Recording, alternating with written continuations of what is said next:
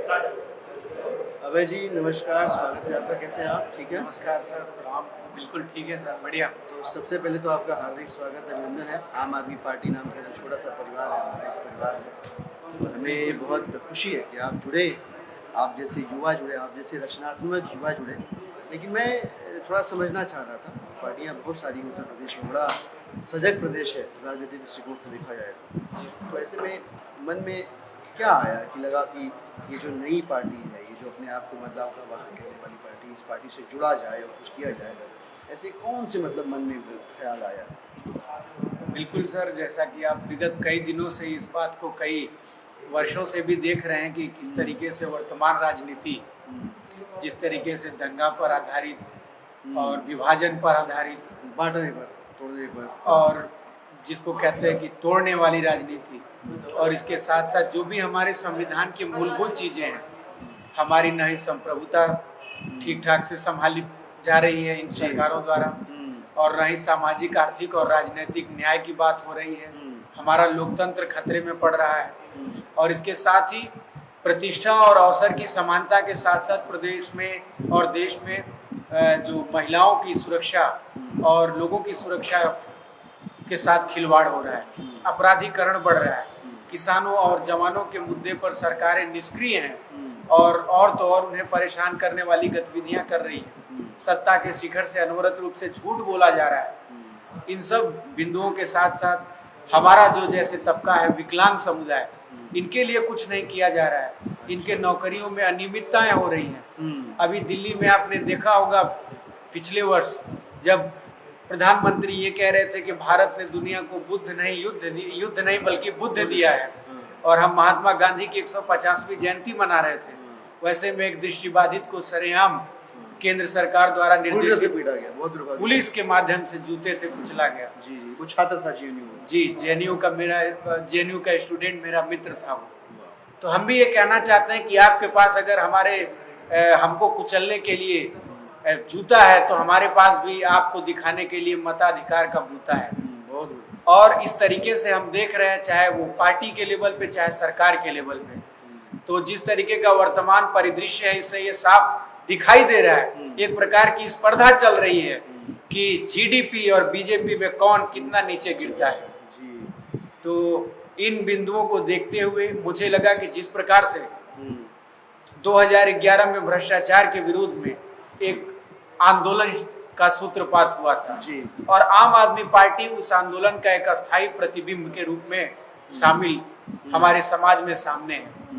और आम आदमी पार्टी ये दिखाना चाहती है कि जिस चीज को लेकर के आप जिस तंत्र को सही नहीं कर पाए, हम उसी तंत्र के माध्यम से लोगों के कल्याण का मंत्र लेकर के समाज में आगे बढ़ेंगे।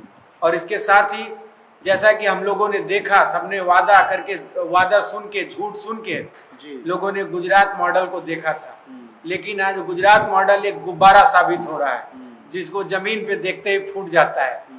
और सचमुच में जो विकास का मॉडल है, मॉडल ऑफ जो दिल्ली का डेवलपमेंट मॉडल जी, दिल्ली के विकास का जो मॉडल है, वो एक बहुत ही बेहतरीन मॉडल है, जिसमें अवसर के लेवल पे, क्योंकि कोई भी सरकार ऐसी होती है वो अपने जनता की परिस्थितियों को जानती है। नहीं, तो मैं आपकी बात समझ गया।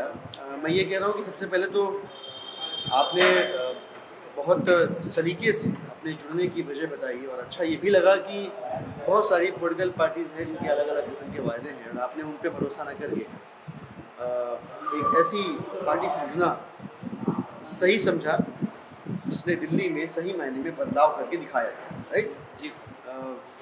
हमने आपके व्यक्तित्व के एक और पहलू के बारे में जाना है।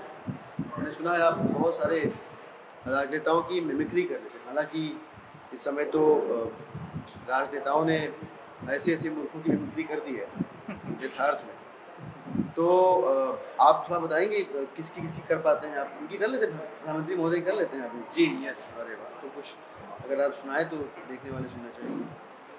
बिल्कुल सर। भाइयों बहनों, आज ये जिस प्रकार का दौर चल रहा है,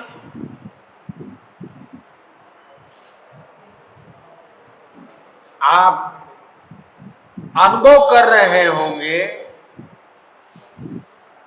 कि कहीं ना कहीं हम भी बैकफुट पर नजर आ रहे हैं। जब हम अपनी स्थिति का आत्म मूल्यांकन करते हैं तो मुझे ये दिखाई देता है कि भारत की जीडीपी और बीजेपी में कौन नीचे गिरता है, इस बात की स्पर्धा चल रही है, इस बात की प्रतियोगिता चल रही है। बहुत बढ़िया, बहुत बढ़िया। तो बहुत बहुत शुक्रिया अभय जी, जुड़ते हैं, मिलके साथ काम करते हैं। Thank you so much sir. और मैं ये कहना चाहूँगा कि जो हमारे स्कूल में, जो हमारे घरों में पेरेंट्स हैं, लोग हैं, यूनिवर्सिटी में टीचर्स हैं, तो लोग पॉलिटिकल इन्वॉल्वमेंट को, राजनीतिक भागीदारी को अवॉइड करते हैं। लेकिन मेरा उन सभी से रिक्वेस्ट ये है कि देखिए, ये राजनीति वो चीज़ है जो हमारे सभी क्षेत्रों के लिए नीति निर्धारण का काम करती है, और इसलिए आप सभी की, हम सभी की ये जिम्मेदारी है कि इस राजनीति को बाहुबलियों के लिए, पूंजीपतियों के लिए और कुमार्ग पर चलने वालों के लिए इस मैदान को खुला ना छोड़ा जाए, और सभी लोग इसमें अपनी भागीदारी निभाते हुए देश को शांति, सौहार्द और विकास के मुद्दे पर लेके आगे बढ़े।